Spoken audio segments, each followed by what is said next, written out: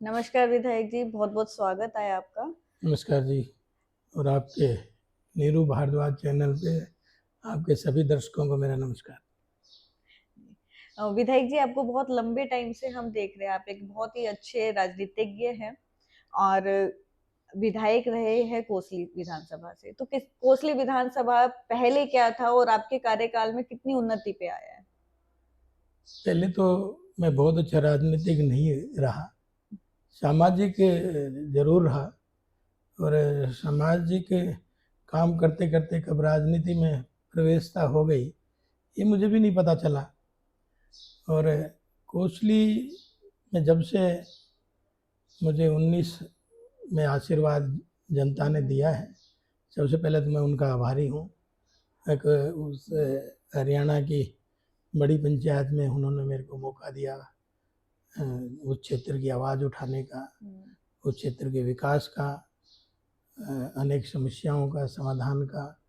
तो मैं कोसली की जनता को धन्यवाद करता हूँ। और आपको इस 5 साल के अरसे में आपने देखा होगा कि एक सामाजिक कार्यकर्ता के रूप में ही मैंने प्रयास किए हैं कि राजनीति के कोई कारण ना बने, सामाजिक जिसका भी जो मेरे से बन पाया इस 5 साल में, वो चाहे कोई भी पॉलिटिकल पार्टी का हो, मैंने कोशिश ये की है कि उसका काम हो। प्रयास जरूर करें, काम सबके नहीं होते, ये कोई भी नहीं कर सकता। मैं क्या, जिस हिसाब से मैंने इस माहौल को पढ़ा है और देखा है, तो मैं परमात्मा का को हाजिर नाजिर मान के ये बात कह रहा हूँ कि मैंने कभी कोई पार्टी पॉलिटिक्स नहीं देखी, भेदभाव नहीं किया किसी तरह का। और जो मेरे से बन पाया मैंने सबको ही उनके प्रयास करें काम करने के। और कोसली में जो आपने पूछा अब क्या पोजीशन है, पहले 5 साल पहले क्या थी, कोसली में 5 साल पहले भी काम हो रहे थे, ऐसा नहीं है कि नहीं हो रहे थे। लेकिन मैंने मुख्य रूप पे 5-6 चीज़ों पे फोकस किया। सबसे पहले पानी पे फोकस किया, बिजली पे फोकस किया, रोड कनेक्टिविटी पे फोकस किया, स्वास्थ्य पे किया, चिकित्सा पे किया, और आपके शिक्षा पे किया। शिक्षा के नए आयाम भी वहाँ मिले हैं। शिक्षा पे भी करा। और चौथा लास्ट वाला जो है, किसान को किस तरह से उनका उत्पादन ठीक समय पे बिक जाए, ठीक समय पे उनके खातों में पैसा आ जाए, बिक्री का चाहे भावांतर का और मुआवजे का, इंश्योरेंस का। तो हर एक लड़ाई उसकी लड़ी धरातल पे जाके। और आपने देखा भी होगा कि हमने पानी, सबसे पहले मुख्यमंत्री जी मनोहर लाल जी थे तो हमने कहा जी एसवाईवल में तो समय लगेगा पानी में, लेकिन मेरा सारा क्षेत्र जो है गहरा पानी का, खारी पानी का है। अगर पानी नहर का नहीं आया, नहीं बढ़ा, तो आने वाले समय में बड़ी दिक्कत क्षेत्र में होगी। तो उन्होंने कहा ठीक है, अधिकारी बुलाए तो अधिकारियों ने कहा पानी हम बढ़ाएंगे, बढ़ जाएगा पानी, तो इतना हमारे पास है। तो पर बोला नहरों की कैपेसिटी नहीं है, नहरों में उतना नहीं है कि भाई पानी हम बढ़ाएं वो उसमें से चला जाए, क्योंकि नहरों की कैपेसिटी कम होने की वजह से पानी बोला इतना ही सफिशिएंट है। फिर हमने निवेदन किया, सदन में भी किया, विधानसभा में भी किया, भाई पानी मेरे क्षेत्र मुख्य मांग है। और क्योंकि बिन पानी सब सून, तो हमने जेएलएन में फिर पानी बढ़ाया, हमने महेंद्रगढ़ कैनाल में पानी बढ़ाया, क्योंकि मेरे यहाँ मुख्य रूप से 2 लगती हैं। एक ये लोहारी वाला पोर्शन है, इसमें सब में पानी बढ़ाया तो 200 क्यूसिक पानी जेएलएन का रेवाड़ी तक पहुंचता था, लेकिन हमने उसको 650 क्यूसिक कराया। ठीक इसी तरह से महेंद्रगढ़ कैनाल का भी 450 क्यूसिक पानी था, तो आप ताज्जुब करेंगे आज 1150 क्यूसिक पानी है, क्योंकि नहरों की कैपेसिटी बढ़ाई, नहरों को तुड़वा के सबको ठीक कराया। चाहे वो कोई भी नहर थी मेरे हल्के की नहरें 4 जिलों से ऑपरेट होती हैं, कुछ झज्जर से, कुछ दादरी से, कुछ महेंद्रगढ़ से, कुछ रेवाड़ी से, 4 जगह से ऑपरेट होती हैं। और आपने देखा कि वो धनिया माइनर थी, चाहे जखाड़ा माइनर थी, चाहे मुंदड़ा माइनर थी, सुमा कतोपरी माइनर थी, ये आपके लोहारी माइनर थी, आपके रतनतल बास ये माइनर थी, आपके बुरथड़ा माइनर थी, आपके ये देखेंगे आप इसका रामगढ़ खेड़ी और कवाड़ी माइनर थी। पानी की तो समस्या हमने पूर्णतः हमने पूरा हो गई। सारे उसमें, चाहे वो दीवाना नहर थी, सबको तुड़वा के दोबारा बनवाया और उसकी कैपेसिटी को बढ़ाया। और आज मैं ये समझ सकता हूँ अभी पानी की और ज़्यादा ज़रूरत है। अभी ये नहीं हुआ कि बहुत पानी हो गया, लेकिन आज बड़ी बात यह है कि हमने सब तालाबों को ज़्यादातर नहरों से आज कनेक्ट कर लिंक दिया। कर दिया ताकि पानी का स्रोत भी नीचे तक बढ़े। और इसी तरह से जैसे मेरा ये एरिया है मानपुरा का, मानपुरा से आगे नीमोट है, ठेठराबाद है, जन्नाबाद है, ये सारी बेल्ट में 700 फीट गहरा पानी था। लेकिन हमने एक पहले बहुत पुराने ज़माने में कृष्णावती नदी आती थी, तो हमने उस कृष्णावती नदी को ढूंढवाया कागजों में, तो उसमें ढूंढवाने के बाद और आज उसको फिर छटवाया, और छटवाने के बाद आज उसमें 3 महीना हम एक्स्ट्रा पानी छोड़ते हैं ताकि जल स्तर मेंटेन रहे। तो आज उसमें भी उसका भी हमने काम कराया। ठीक इसी तरह से नहरों में ये हमारे डुब्बे के गांव थे, सुरखपुर था, रतनथल था, बास था, हसास था, चाननवास था, खेड़ा था, पालावास, ये पूरा का पूरा बेल्ट, रोड आई थी, लाला था, सुम्मा का तोपरी था, ये सारी बेल्ट में लो लाइन एरिया है और बारिश का पानी इसमें आ जाता था, तो वो फसलें भी खराब करता था। लेकिन आज हमने उनको भी चुस्त दुरुस्त करने के लिए आज लिफ्टिंग स्टेशन हमने बनाए हैं, लिफ्टिंग मोटरें हमने लगवाई हैं ताकि ज़्यादा से ज़्यादा उसका पानी लोहारी माइनर में जाए। लोहारी माइनर 12 किलोमीटर दूर जाके शाबड़ी नदी का पार्ट आता है, उसमें हम छोड़े ताकि किसान का नुकसान भी ना हो और पानी की मात्रा भी बढ़े। इस पर हमने फोकस किया है स्पेशल।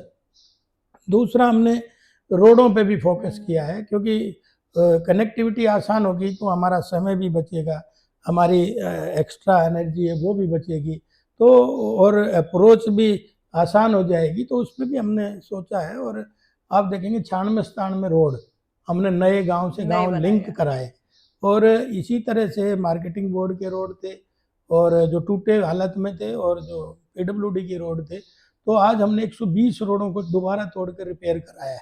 तो ये समझो कि लगभग 217 के आसपास हमने सड़कों का, तो 250 करोड़ रुपए के हमने उसमें लगाया। जैसे नहरों में हमने 190 करोड़ रुपए लगाए, तो इसमें हमने 250 करोड़ रुपए लगाए हैं।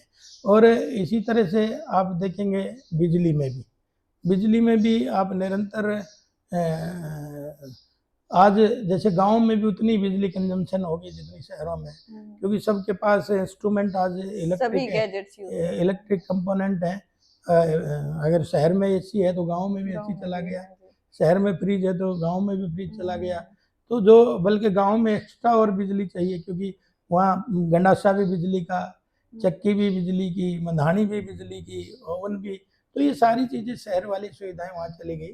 तो मैं जब चुनाव में गया था तो कुछ हमारी बेल्ट थी, सिया, लवाना, दवाना, ये सारी बेल्ट थी, तो वो वोल्टेज, बोका, मंदोला, ये सारी, तो वोल्टेज की कमी थी, तो कहने लगे जी वोल्टेज कम आती है, तो हमने उस पर भी काम करा। हमने आज 5 33 kV के सब स्टेशन तैयार कराए। एक बोका में हमारा काम चल रहा है, एक हमने बिटोड़ी में कंप्लीट हो गया, हम उसको ऑपरेट कर रहे हैं। उसी तरह से दवाना में हमने कंप्लीशन की तरफ है, इसी तरह से हमारा लीलोड में, इसी तरह से हमारा जखाड़ा में। तो कुल मिला के हमने 12-33 kV के सब स्टेशन पास कराए, और 12-33 ताकि आने वाले समय में ये दिक्कत ना आए, क्योंकि आज तो सब कुछ बिजली से चलता है, तो वोल्टेज की कमी ना रहे। आज बिजली भी बढ़ी है, जैसे कोरवे के समय, प्रयोग के समय, किसान जानता है कोरवा प्रयोग क्या होता है, आप तो नहीं जानेंगे, तो लेकिन वहाँ भी 8 घंटे बिजली मिलती थी एपी की एग्रीकल्चर के लिए। तो आज हम उसको भी 1 महीना ऐसा आता है जिसमें 2 घंटे एक्स्ट्रा बिजली देते हैं। उसी तरह से ढाणियों में रहने वाले लोगों को, क्योंकि मेरे बहुत ज़्यादा ढाणी है, सिया में तो बहुत ज़्यादा ढाणी है, सिया है, मंदोला है, दवाना है, लवाना है, बास है, बिटोड़ी है, जखाड़ा है, गुड़ियानी है, तो मतलब इस पूरी बेल्ट हमारी ढाणियों की है। लेकिन वहाँ 10 घंटे एपी से ज़्यादा बिजली जाए, तो हमने सब ढाणियों में आज पैड ट्रांसफार्मर लगवाए ताकि कोई उसको 10 घंटे एक्स्ट्रा बिजली मिले। तो आज बिजली की कहीं कमी नहीं है, पहले से बहुत ज़्यादा इम्प्रूव है। और हम कोई अगर कमी कहीं आती है तो वो कहीं जैसे बिजली में फॉल्ट हो गया, कहीं तार में डैमेज हो गया, कहीं तूफान में डिस्टर्बेंस हो गई, बाकी सरकार ने लगातार बिजली प्रॉपर दी है। उसी तरह से जब मैं आया तो ट्यूबवेलों के कनेक्शन पेंडिंग थे किसानों के, क्योंकि ट्यूबवेल का दर्द तो वो किसान ही जानता है, उसकी तो जीवन रेखा है ट्यूबवेल का कनेक्शन। तो 6 साल से पेंडिंग पड़े थे स्टार 3 और 5 के चक्कर में। हमने वहाँ जाके आवाज़ भी उठाई सदन में, और ट्यूबवेलों के कनेक्शन हमारे 1285 ट्यूबवेलों के कनेक्शन हमने कराए। शिक्षा और रोजगार किस तरीके से देखते हैं? वो भी मैं उस पे भी आ रहा हूँ। तो हमने लगातार इस पे वर्क किया। तो और बिजली के जो पुरानी बिल्डिंगें थी उनके भी हमने टेंडर करा दिए थे। वो कोसली की बिल्डिंग थी, चाहे वो आपके ये बुडोली की बिल्डिंग थी, तो दोनों को ही हमने उसके टेंडर करा दिए हैं। निकट भविष्य में वो बिल्डिंग भी तैयार होंगी। तो ठीक इसी तरह से बिजली के 2 सब डिवीज़न भी हमने बनवाए। एक बेरली में बनवाया, एक नाहड़ में बनवाया, ताकि किसान को दूर ना जाना पड़े, तो सुविधाएं नज़दीक करने के लिए। तो बिजली पे हमने फोकस किया है। शिक्षा पे भी अगर आपने पूछेंगे तो शिक्षा में भी हमारे 2 कॉलेज, जैसे एक गुरावड़ा कॉलेज में हमने पीजी क्लासेस खुलवाई। इसी तरह से आप देखेंगे कोसली गवर्नमेंट कॉलेज में भी हमने पीजी क्लास खुलवाई। ठीक इसी तरह से गुरावड़ा की बिल्डिंग को भी डेंट पेंट रिपेयर कराया। गुरावड़ा के सीनियर सेकेंडरी स्कूल को भी 14.5 करोड़ रुपए लगा के उसको बिल्डिंग को बनाया उसको नई, उसमें शिफ्ट होगी आज क्लास। और ठीक इसी तरह से आप देखेंगे जाटसाना कॉलेज भी हमारी बिल्डिंग शुरू है, 32 करोड़ रुपए लगा के हमने उस पर भी काम चालू कर रखा है। और इसी तरह से कोई स्कूल ऐसा नहीं जिसमें टॉयलेट, जिसमें ड्रिंकिंग लैब वगैरह की जहाँ ज़रूरत थी वह हमने उनको करने का काम किया। तो शिक्षा के सभी स्कूलों में रंग पेंट हो, वो हो, तो उस पर एक फोकस करा है, ताकि इन्वायरमेंट बढ़िया होगा तो बच्चों का मन लगेगा, प्राइवेट की तरफ कम झुकाव होगा। तो हमने शिक्षा पे भी फोकस किया है। ठीक इसी तरह से चिकित्सा पे भी किया है। जब मैं आया तो मेरे यहाँ 11 पीएचसी हैं, 2 नई बनाई हैं, और 2 सीएचसी हैं, एक सब डिवीज़न का हॉस्पिटल है कोसली का।